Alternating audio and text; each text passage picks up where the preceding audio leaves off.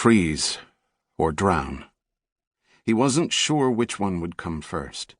It didn't really matter. Either way, Jack Ryan Jr. knew he was going to die in the next 2 minutes. The F-470 Zodiac rubber raiding craft pounded through the chopping waves beneath a storm-shrouded moon. Jack clutched the safety ropes in both fists to keep from getting thrown overboard. So did Adara Sherman seated in front of him. She was getting it worse than he was. Every bounce threw more spray in their faces. Jack's NVGs were spattered with ice. He couldn't risk wiping off the night vision lenses while he was riding this bucking bronco. But a half-mile ahead he could still barely make out the oil rig, lights off, its hulking frame a black shadow above the surging sea. That was fine by Jack. The darkness shielded their approach. Jack's teeth chattered and his mind clouded in the numbing cold. The freezing North Sea wind seemed to slice right through his 5mm wetsuit, and the stinging sleet felt like a broken beer bottle dragged across his exposed skin. Despite their misery, Bartosz Midas Jankowski gunned the engine full throttle, his goggled eyes fixed on his GPS.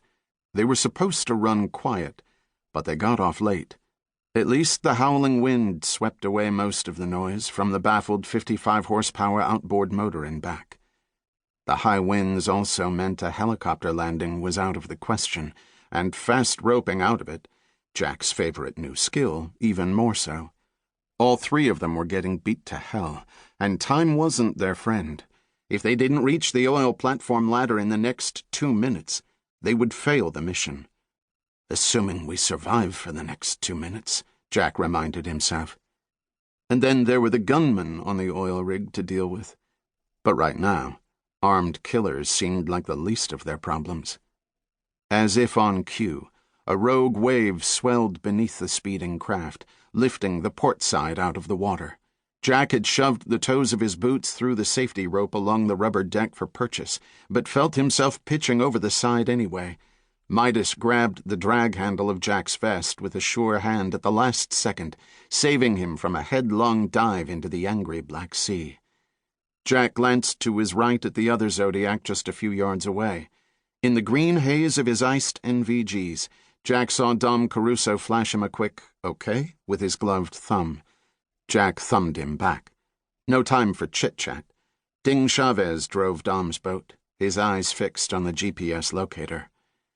The 5 special operators of the campus were a close-knit team, the tip of the spear of the private, off-the-books intelligence agency known only to President Ryan and a select few of his closest advisors. They were a small organization, but they punched hard, and far above their weight. This mission was proof of that. They did the jobs the CIA or other government intelligence services couldn't do, or wouldn't.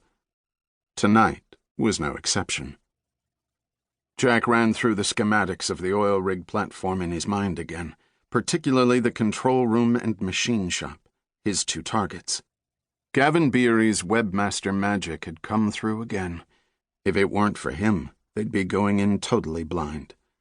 Gavin's intel brief confirmed 4 hostages and 6 Green Army faction eco-terrorists, armed and trained. But intel on a hostage rescue operation like this was always sketchy.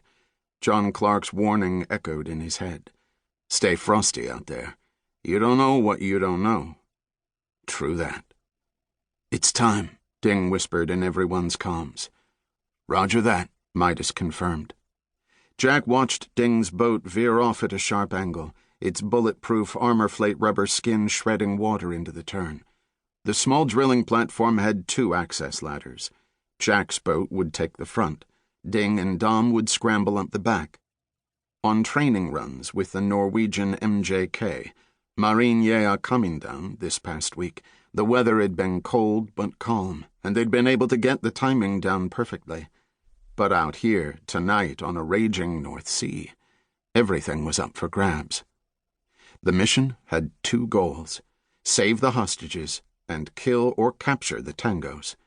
The Green Army faction threatened not only to kill the captured oil workers, but also to blow the rig, causing another catastrophic oil spill disaster like Deepwater Horizon if their ransom demands weren't met. American policy had always been to ignore ransom demands from terrorists. Meeting them inevitably led to more terror. Any student of history knew that. But some governments and corporations apparently didn't read history. Those were the people Green Army faction targeted, profitably. But in this case, intel from an informant indicated that the group on the rig had no intention of surrendering after the money transfer. In their sick minds, they planned on saving the earth by poisoning the sea in order to fuel more public outrage at the oil industry. Killing the oil rig workers was a sacred bonus, like ISIS butchering captive infidels. The decommissioned oil rig stood in an abandoned field dead center in the North Sea and in international waters. The Texas wildcatting team was developing new fracking-style technology to revive dead underwater wells. The GAF got wind of it and struck.